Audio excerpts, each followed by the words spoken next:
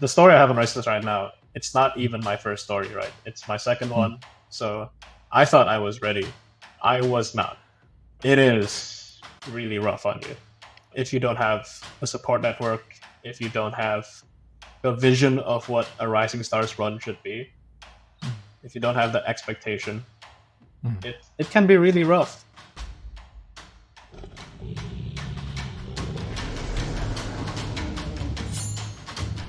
This is the Crit RPG Podcast, your one-stop shop for everything Lit RPG, Progression Fantasy, and Royal Road. All right. Hi, and welcome everyone to the Crit RPG Podcast, the only podcast that welcomes frogs and lemons, sometimes even in the same person. With me today is honorary lemon and frog, MizarCaph. How are you doing? Hello, happy to be here. You didn't study that at all, right? You just have like a list of stuff that you have to read? Absolutely not. Looking through the responses, like, oh my god, that's not in my dialogue tree. Oh shit. Yeah. For those of you who don't know him, Mizar is a friend of mine, and he's part of this small author community that I work with. And I like him a lot. He's written a kick-ass book, and that's why he's here. And if you're a patron or a follower of this podcast, I think he's got something to say that you should listen to and a book that you should read. So, again, welcome, Mizar. How are you doing? Again. Hey, doing great. Happy to be here as always. There we go. All right. Why don't we just jump right into it before the podcast started, or before the main podcast started, I should say. It's still in the bonus material. Hey. We talked about what you do on an airplane when people are funneling out, but we also talked about your stance on writing in general, representation, and all that other kind of fun stuff, which I thought was very interesting. But just as we were about to get into your new book, I thought, hey, let's start the podcast properly. And yeah, so the question is, why and how that book? Okay, so the current book I am writing and posting to Royal Road as we speak is called Necrologia Chronicles. It is a, necromancer progression fantasy. And premise is pretty simple. You follow this ex-demon necromancer named Alza, and she was the first necromancer sealed for thousands of years, but now she's back, and she's here to kick some ass. And having been part of the origin story of that story, can you tell us a little bit more about who she is as a person, because she's an ex-demon? Maybe still demon after all, but read the story, wink wink. Nice. I don't have you write my prompts. That's very good. Yeah, do you want to talk about the long, hard journey it took you to get here? Yeah, for sure. The first few drafts? Yeah, so if anyone listening is going to check out my story, whatever you see there is worlds different from what I pitched to Maddox and some other fellow authors back in late June. Mm-hmm. Originally, my story was about an evil necromancer doing evil necromancer things. But then I came to a critical hurdle. I can't write evil MCs. Yes, that threw a wrench into your plans, I guess. Yeah, because I kept getting criticism about how, and correct criticism, by the way, about how my main character just wasn't clicking with people. And I tried over and over again to make Alza work, as this evil necromancer people wanted to follow. But every time, people will tell me the same thing, that, listen, I just can't vibe with this person. I don't really like her. Or the worst part, I like the side characters more than her. That one was that's a rough one. Oof. Yeah. So you instead just decided, hey, let's make her nice? Good natured. Yeah. Because I guess people can kind of notice when the author's putting their heart into into a character, or if the author clearly, dislikes or does not really enjoy writing a character, I feel like, maybe it will immediately show, but over time it'll show. Or, when you try to make this first impression with like, a chapter 1, people might see the story and realize that your heart just really is not into this character, or this character is just not it. Yeah, I think so too.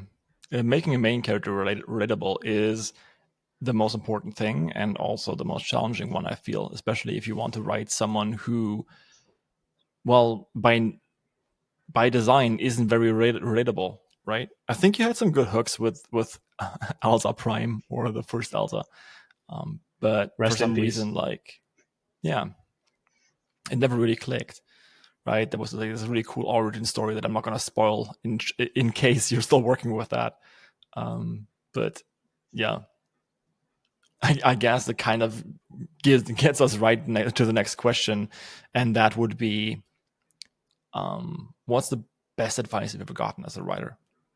Oh yeah, so I have had the privilege of speaking to some very talented writers on Railroad and who have published traditionally.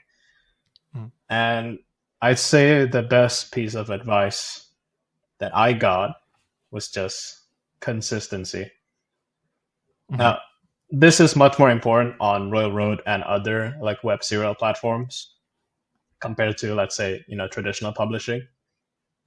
But I feel like it's applicable to any author who publishes anything anywhere. Consistency just means wherever you are, however you do, just try to write something every day, even if it's just 10 words on a page or whatever. Because you have to get yourself used to, writing and just putting words on the page, and you don't get better at that unless you do the thing. Now, if you're just doing writing as like a one-off thing, or as like a really, just a side hobby that, you don't really care too much about, then obviously this doesn't matter. But if you're like me, and I'm not even a full-time author, right? I'm a hobbyist writer, but I do want, people to read my stories, and I want an audience. If you're like me and you just want to make sure that, hey, somebody's reading my story, then you're going to have to be consistent with your writing and make sure you do right and put something out there, because you can't just leave your ideas bottled up in your head and never put them to paper. Yeah, 100%. Otherwise, your brain might explode. That's a real thing. Yeah, or you might just regret not doing it earlier. Exactly, which is the same thing, I think. Perhaps. So many authors actually give the same advice here in different forms, right? Keep writing and you'll get better. Then I guess I should be asking the second question. What's the second best advice you've ever gotten as a writer? Second best advice? Okay. You know what? I'm going to throw in a bit of a wild card, maybe. The second best advice I got is about writing. It's not really that much related to writing. It's more of a social thing. Get some people to look at your work. Even just one at least. It's so important. And this is also why I think Royal Road is so cool, right? And platforms like it are so cool. Because this is an open secret maybe, but a good amount of authors use Royal Road as like to test their books before, launching it to KU, Kindle Unlimited, or, to publish it elsewhere. Because what happens when you post your story on Royal Road, you get people, without you don't even have to say anything. But if your story gets enough of an audience, eventually you will find someone suggesting grammar edits, finding little things that you can fix. Okay, even for myself personally, I very recently, like a few days ago, I had a commenter point out in one of my chapters that they found it weird how one of my characters just walks into a shop like dirty, like really dirty, and nothing is mentioned of it. And I read the chapter again, and I was like, "Oh my god, this poor shopkeeper." I was like, wow, I just completely forgot about that. And, I thanked the commenter in the comments.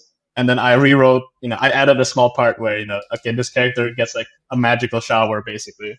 And now it's clean and good to go. I know it seems like such a small thing, but, these are the things you as an author will probably never really notice unless you get someone to read your story.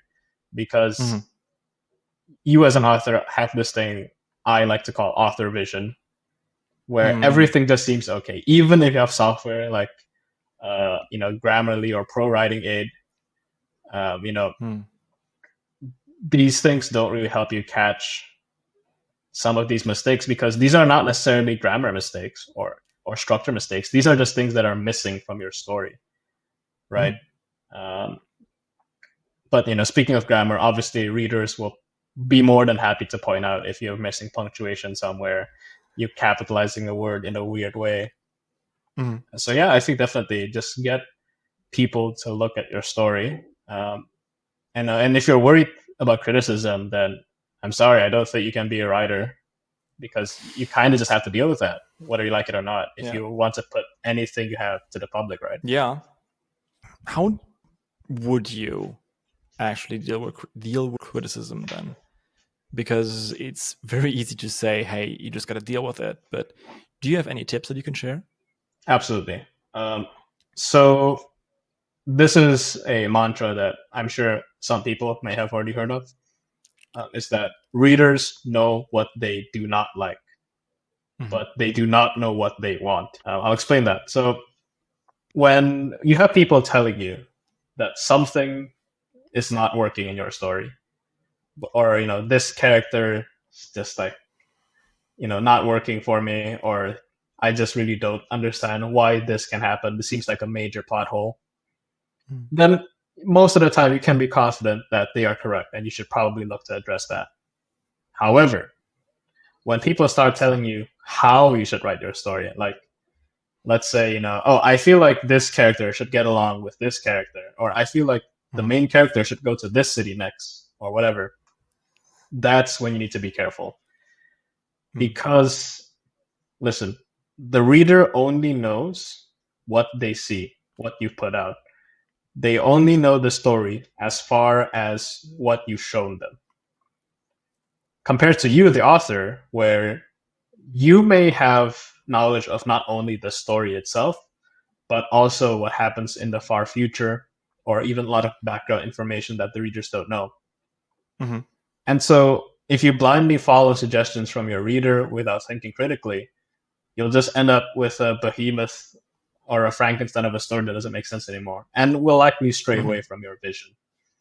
That's not to say that reader suggestions are always wrong, like absolutely not. But it's always just careful to think about it. But like I said earlier, rule of thumb: if readers say they don't like something, you probably have to address that. If readers say you should do this thing, be careful with that. I have so many ideas about comedy videos I need to make. Do you remember that Obama anger translator meme? Oh my god, TNPL, yeah. How about we do the same thing, but in reverse, for road comments? Oh dear God. That could be so cool. That aside, I think you're actually doing a pretty good, that was a pretty good assessment of that. I don't talk about my own book on the main podcast, but in this case, I think I should maybe mention it. I do have a lot of, hidden backstory. That's how my story works. And someone wrote a review of my story and said that they were completely confused and they didn't like the story because of it. And I actually reached out to them and asked, like, hey, look, what's one thing that you could do, that I could do to make the story better for you? And at face value, it was mostly that I'm too confused. You need to give me more information. But then in a side note, they mentioned, hey, I don't really care about the main character all that much. He doesn't have any agency, so why should I care about the story? And that may have been actually the main point, right? Yeah, no, I think on your point about agency, right? I think maybe I can kind of divert our conversation a bit over to audience expectations. I hope you can appreciate I chose the most annoying jingle I could, but do you like numbers going up? Well, so do I. Which is why I would like you to like, subscribe, and maybe even check out my Patreon. Recording, editing, and hosting these podcasts takes a lot of money. So yeah, I need funds, you need more content. It's a deal made in heaven. Did I mention the episodes on Patreon are ad-free? Especially relevant for those who want to publish a specific platform, again, like Royal Road or Scribble Hub or whatever, right? Pro tip, Royal Road readers really do not like it when your main character loses their agency. I have an author friend who's received most of their negative reviews and ratings on this chapter where the MC gets mind controlled. Right?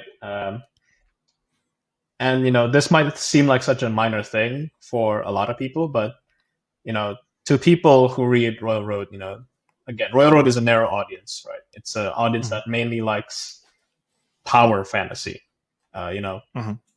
Shansha or cultivation, progression fantasy, lit RPG, and numbers go up, right? Notice how joke is always numbers go up, never numbers go down.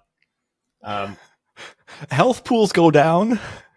Well, yeah, but they go up again eventually, and that's the point. Right? So, audience expectation, knowing your audience, I think is very important as a writer. And this is where you have to be honest with yourself and your goals. Because if your goal is to build an audience on Royal Road or on any other specific platform, then you will most likely have to make some compromises between what you want to write and what you have to put out. Right. And, I make this sound like a bad thing, and in some ways it is, but it's not all bad, right? It's just managing expectations in making sure you are actually aware of the people you are writing to. Because writing is not a one-way street. It's a two-way street. There's you, then there's your reader. So you have to make sure you cater to their sensibilities to an extent, right? Like, obviously, you want to have a degree of control of your story, and you want to make sure that this is a story you want to put out. But, I'm sorry to say, but if you want people to read your story, you're going to have to write to what they like. And what they enjoy may or may not conflict with your artistic vision for your story. I always feel as though there's a 5-head point there somewhere. Because if you're combining what we said before, right, about the audience not really knowing what they want and them wanting agency, and then looking at the mind control example, I still do feel that there is a way to make a mind controlled MC palatable for a Royal Road audience. Oh, I know the secret sauce to that, actually. You make sure that the MC that is mind controlled does something really awesome. Like, let's say it's not really, and you can't really like frame it as mind control, but functionally it is in some ways, right? Let's say if you watch shonen anime, like Naruto, for example, a common trope in those stories, and admittedly one that I like to use a lot as well, is when the main character is getting beaten up and they're losing really badly, and then like suddenly they awaken this hidden power or this dark power inside of them, and they just turn crazy. So yeah, a lot of readers will love that, believe me. And if you think about it objectively, in many ways this isn't really too different from mind control, because the MC who is let's say normally good natured suddenly becomes a killing machine or becomes really angry and actually wants to kill the villain, right? So in this case, the rage power up versus mind control, in both scenarios the MC does lose their agency. They're not doing what they're normally gonna do, and they're not making any choices by themselves. They have this other entity making the choices for them. But the difference is, in the rage power up, I feel that it works because well, number one, you get the MC to do something really awesome, whereas usually in mind control scenarios, the MCs get into that situation because they made a mistake, or they are mind controlled to like do something like really tragic, like killing their friends or whatever, right?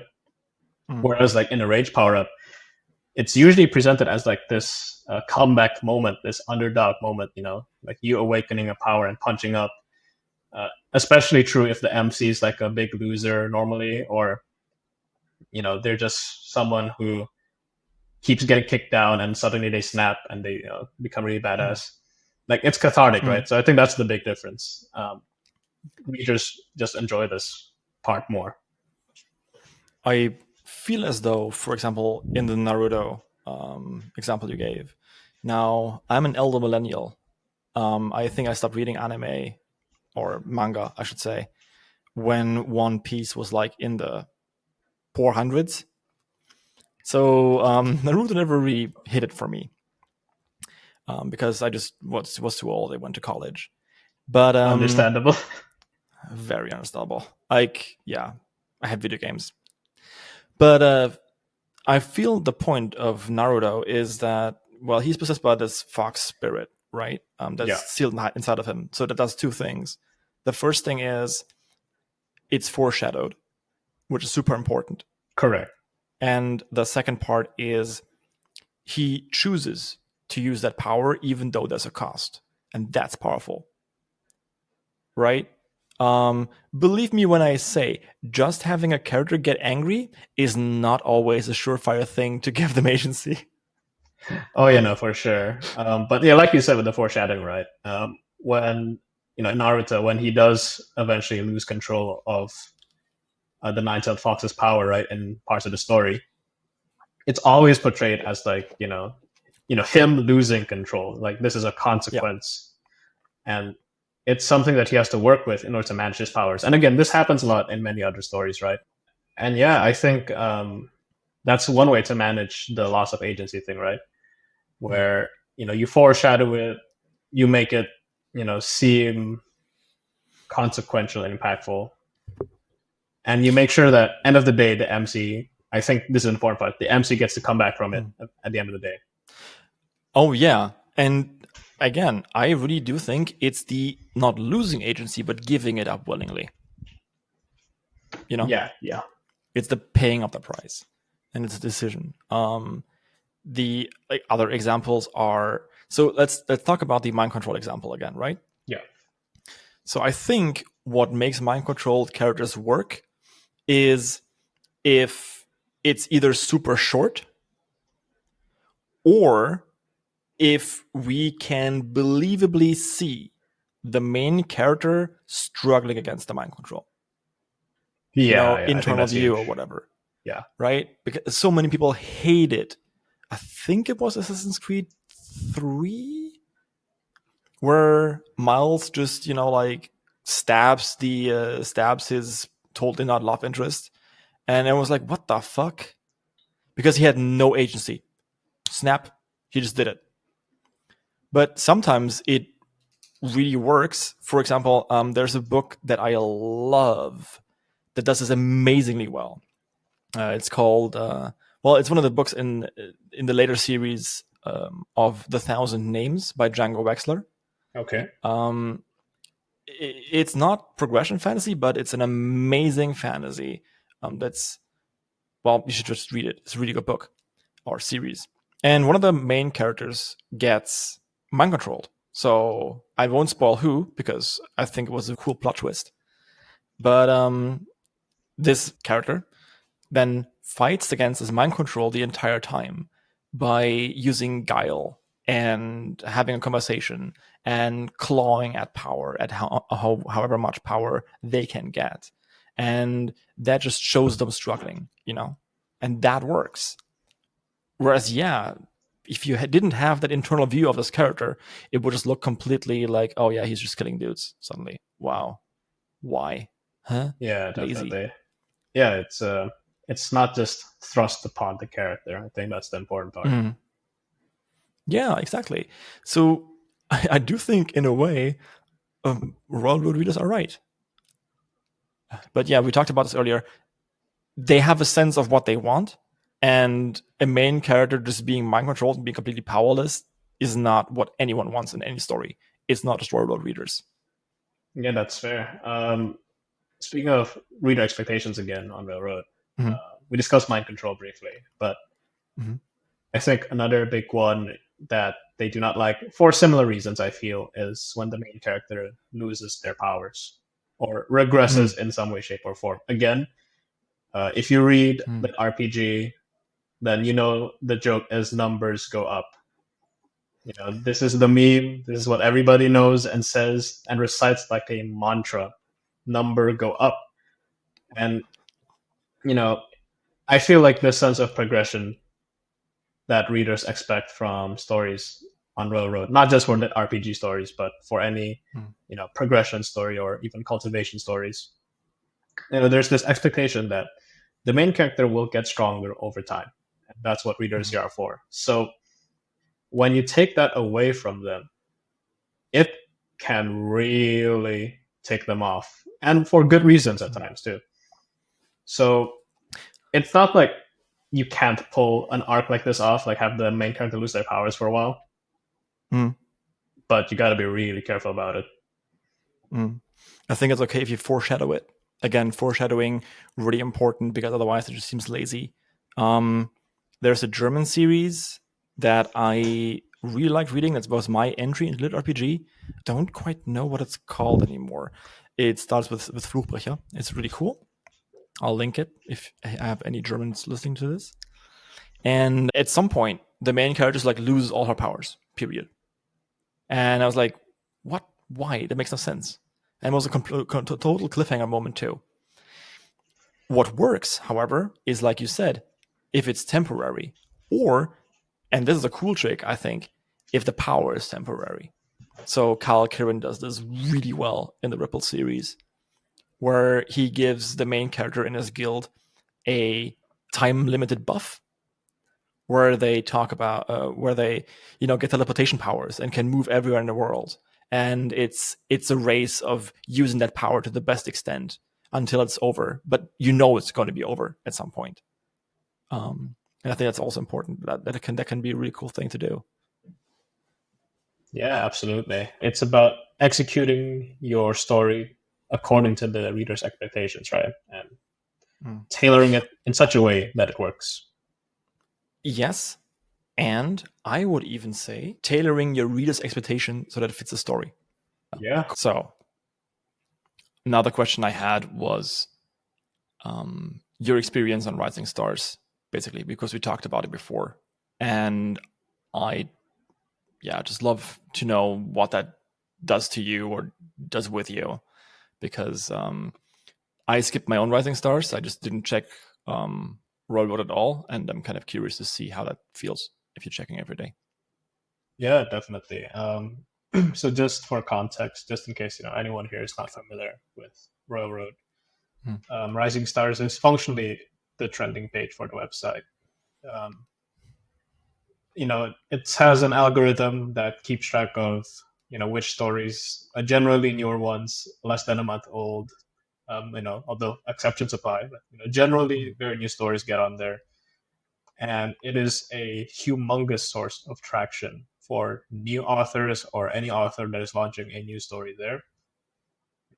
For example, I checked my own statistics, and most of my traffic, even more so than when I ran an ad just for fun, it came from Rising Stars. Rising Stars just demolishes every other source of traffic in terms of engagement. It is insane. So as a new author, your goal should be to get on it, no matter what. Yeah. But yeah, onto the actual question about my experience there. Oh boy, it is a ride and a half the first time you're on it. I think, as mentioned previously, I'm still on my Rising Stars run. I think I have been there for just over a week, slightly. So still a ways to go. Slot 14 or something? So 14, 15, yeah. Yeah. For context, I think Rising Stars has 50 slots, so yeah, not bad. But yeah, it is a crazy experience because I went from, in my first story, I was not getting comments. I was not getting, much engagement at all until like months later, right? Like not much reviews, not much ratings, not much followers or favorites or whatever, right? Now all of a sudden, I'm dealing with this influx of engagement from readers, comments, followers, ratings, reviews, everything. And not all of it is good, obviously, right? So I'd like to touch up on more on that because this could make or break certain people, I feel. I know a few authors that I've personally spoken to who stopped writing for a bit because of their Rising Stars experience. Some were fortunate enough to have a backlog, so they just kept posting even though they stopped, but some others did not, and they went on hiatus after their story hit the front page of Rising Stars. So I'd like to speak on more on why did this happen to these people? Why did they feel like they need to take a break? Of course, I'm sure life circumstances had at least some part to play in that, but I think a bigger one is just dealing with the influx of feedback you get from the readers. We are human, and as humans, we tend to focus on the negative more so than the positive. Speak for yourself, but yes. Yeah, I feel like it goes a lot for a lot of people. Not everyone, I'm sure, but I think a lot of people do. Right? Like for every positive comment you receive on your story, while you're on Rising Stars, you will 100% eventually encounter someone, who gives you a bad rating, a negative comment, maybe a comment that you think doesn't make sense, but they just put it out anyway. Like even if in your mind you think, well, whatever this person is complaining about is explained in 2 chapters, it doesn't matter, right?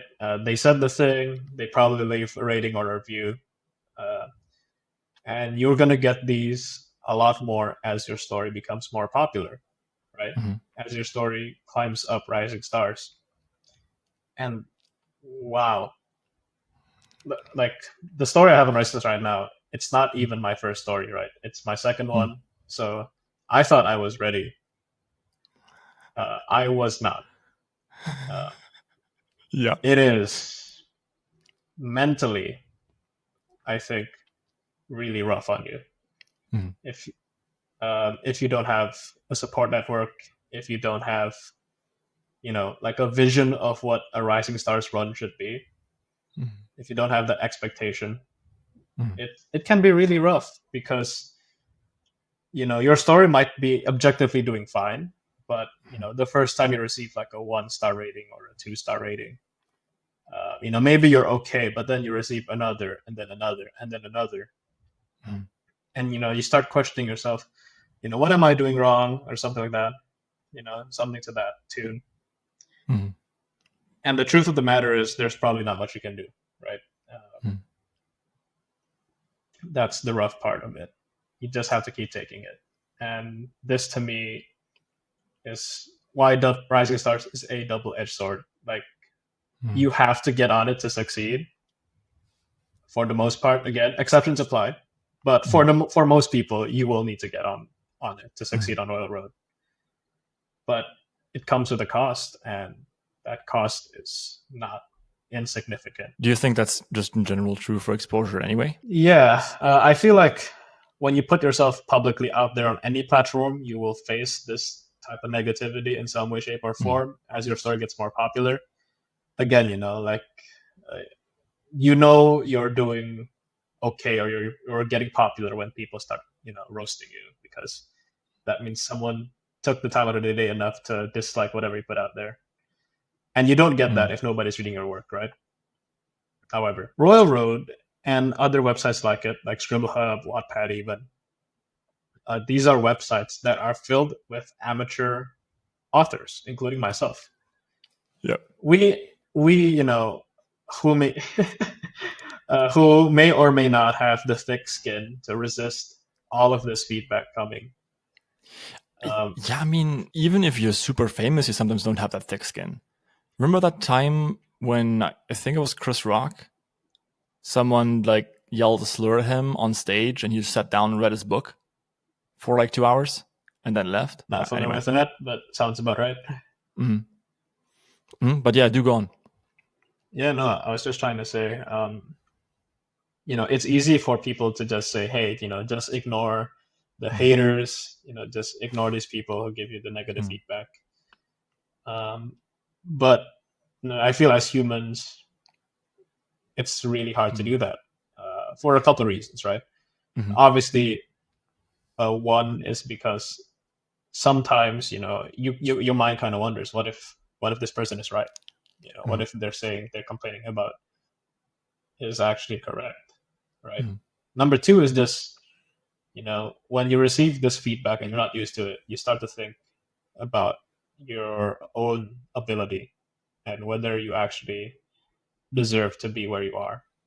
And the third is it just starts to really wear and tear down at your fortitude, because if you have a story that, let's say, never makes it to Rising Stars, it's a small niche story with a few readers on it, you might be bummed by the fact that your story doesn't have that many people reading it, but on the plus side is you also won't face that tide of negativity that will inevitably come your way, because the truth of the fact is, no matter how good you think your story is, you will find somebody, likely many people, who find something bad to say about it or find something they don't like about it. And they're mostly very vocal, yeah. Yeah, these are the most vocal people. They are also the ones who are likely to take action against your story, whether that is a negative comment or a negative rating or review or all of the above. Yeah, they feel kind of threatened, I guess. I don't know. It's really hard to, when you're upset, it's really hard to kind of realize, like, hey, what am I doing? I could just read something else. Especially if that person maybe doesn't have the best positive self-talk or something. Yeah, I mean, what you're mentioning here, right, is trying to speculate about the motives of these people that give you negative ratings or whatever. I feel like that is an exercise in futility, because when you start to think that way, you're not doing yourself any favors. It's no use figuring out. They could literally just have a bad day and happen to scroll on your story and decided that this is the story I want to kill today. Yeah, and to be honest, I'm not saying like ruminate on it, but I don't think that ignoring it works. Oh yeah, absolutely not. I don't think ignoring works. You have to engage with it somehow, and you have to process it, because only by processing can you draw a concrete line between their opinion and your self-worth. Absolutely. And when you talk about processing, there's a few ways you can do that, right? What's this? Another ad? Yeah, because I'm not Zogarth and I really need money. Joke aside, if you're enjoying this podcast, check out Patreon. Like, subscribe, you know the drill. Speaking of Patreon, by the way, there is at least half an hour of content for every hour of podcast you're listening to.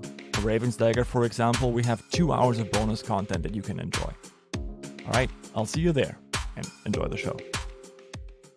So number one, and this might anger some people, but number one, I think you should do, if you receive, like negative comments that you think are not justified, my suggestion for Royal Road is you delete them immediately. Now, here's the thing, right? Here's the special thing with Royal Road. You, as the author, when you delete a comment on your story, it doesn't automatically hide it from your vision. It'll still show up on the story, but it'll be like under a red highlight. But the readers, after that point, will not be able to look at it anymore. But you can, unless you choose to hide them. So yeah, like if you get a bad comment, I recommend you doing this just for your, just for that mental, I guess, sense of safety, that at least, you don't want your comment section to just be a pool of negativity, right? Because when a reader sees that type of comment, it could influence them. Yeah. So yeah, I suggest you do that. If you want to make yourself feel better and block the user from allowing them to comment on your story, please do not hesitate to do so. Hmm. Like some people on Reddit really like to complain about this, like, oh, I got blocked by this author on this story, I can't comment anymore.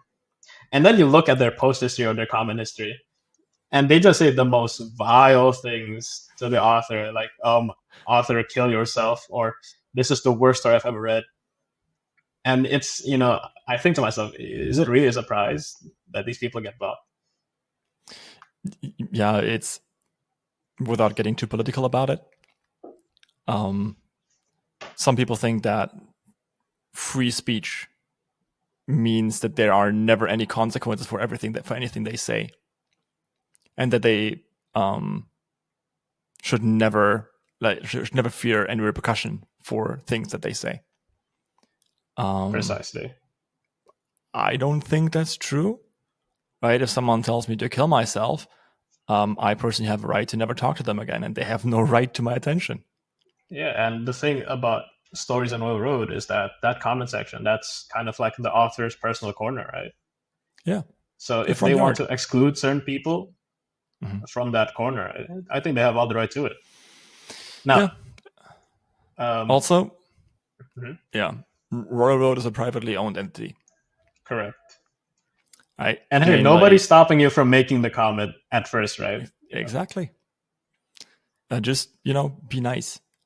Otherwise, I can also come into your house, grab a megaphone, and yell at you while you sleep, right? Because it is free speech. I have a right to tell you what I think. Extreme example, but yeah, I think the message is clear. But yeah, I feel like you as an author have also reserved the right to deal with these comments in the way you see fit. And listen, not everyone has thick skin. Not everyone, and including myself, by the way, like not everyone has the patience to deal with that type of thing. So my first suggestion is you block the person commenting if you feel like it, but at the very least delete the comment. If you want to hide it, feel free, but if you don't, what you can do after is, once you're in a clear mental state, once you feel better, let's down in depths, because from my experience, these people who comment on your story, I know it's very anecdotal, but I've had a few comments like this on my story already. And suspiciously, my rating seems to go down every time around the same time. Suspiciously, who would have thunk it? Yeah, we could talk for days about the Royal Road rating system and why I personally think it's faulty. Yeah, but we'll gloss over that for now. Yeah, not a good. There's so many ways you could fix it, or you could attempt to fix it. But Kana is one person. Yeah. The tech team is one person. The moderation team is one person. So yeah, Royal Road is a small company. It's literally a small indie company. And the fact that they went so far with this thing, they're not even earning all that much with it. If you're looking at the prices they're charging for premium, like $2 for premium, yeah, that's pretty freaking cheap. Exactly. And even for the even they could have made it. Yeah, oh my God, sorry. They could have made it even more expensive for the app, for example, but they didn't. So I don't know. Maybe I'm just a goody two shoes, but I think they're actually kind of altruistic. Yeah, no, I think the site is fine, but what we're talking about is the people in it, right? That's always the issue. Oh yeah, I mean, what you were talking about. Yeah, we're talking about how to deal with comments. So I was just saying, and like once you've removed the comment from your section, again, remember, when you delete a comment, it does not automatically remove it from your site. It just makes it so that the readers can't see it. Yeah, which I think maybe after that, you come back to it. I mean, you can poke Kana about it, like give it a check mark. If you delete this comment, do you also want to delete it for yourself? And then you can check yes or no. Yeah, you can hide the comments from a user very easily. Don't worry. Yeah, there you go. But if you don't, and you still want to figure out whether they're saying anything constructive or not, give it a wait. Look at it later in a clear mind when you're a bit happier. Then you can decide for yourself whether you want to deal with whatever this person is saying or not. I also feel as though I had this for one of my chapters. So I've been reading them backwards, right? So I've been posting the newest one and then reading them backwards. And I usually I just stop when I get the comments that are kind of vitriolic, and I'm like, oh, okay, the people didn't get it. It's fine. And then I just stop reading them. And the further you go in your story, obviously it self-selects and you get more positive comments in chapter 50 than you get in chapter 2. Yeah, because and people who stick that way, that long, probably actually like your story. Yeah, and they went back from the end, and I hadn't looked at this comment before, but it was a kind of childish comment about like, I don't like this. This is weird. And apparently, my readers had downvoted that comment so hard that it already got hidden before I even reached it. So Remarkable. That was fun. I love democracy. Yeah. Yeah, good point. Awesome. So yeah, let's jump over to the next segment. Yes. In that case, I guess we should go to one book that you love and why is it awesome? Oh my god. Okay. A really, really favorite book I have is this book called Stone Blind by Natalie Haynes. Okay. It is a retelling of Greek mythology, and you may or may not have guessed from the title, but it is retelling it from Medusa's point of view. Okay. Right. So it's okay. Oddly enough, again, this is a bit of a spoiler for the book, but a lot of the book is not like from her perspective exactly, but also about the events surrounding her. Like obviously you have the gods arguing with each other because Greek gods, come on, and then you get to see the story of Perseus as well, who eventually does kill Medusa, right? But what I really like about the story is, first of all, the prose and the technique that the author uses here. It is unlike any other book I've ever read, and I think trying to explain it is hard. In all fairness, some people might be turned off by the way she writes the story, but I feel like it works for it.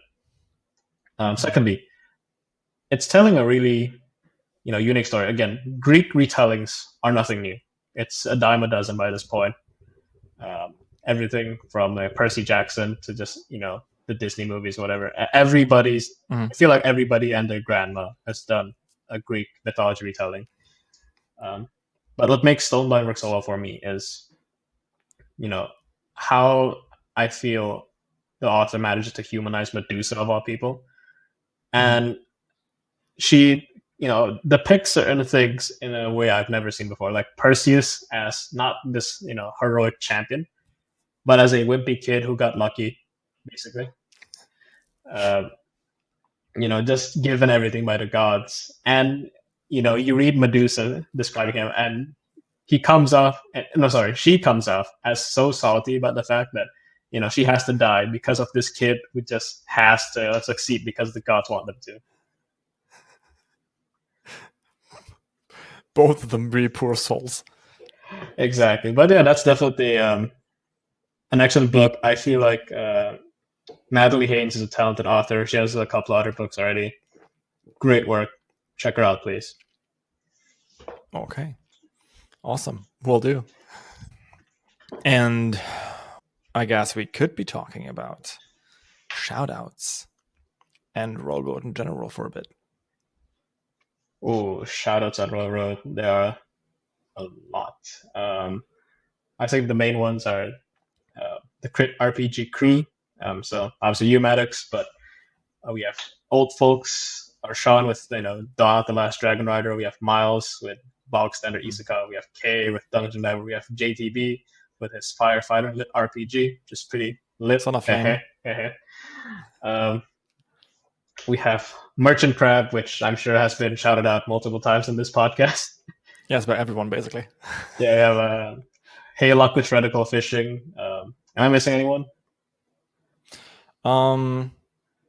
Yeah, Baba. Yeah. Oh, yeah. All Leatherwood by Baba Vader. Yeah. Yeah. But yeah, Yeah, that out is in the world. Yeah, it's a Bubba lot. has been a little bit quiet, but yeah, still writing, I guess. Yeah, but yeah, no, Cool. great RPG people are pretty cool, pretty chill.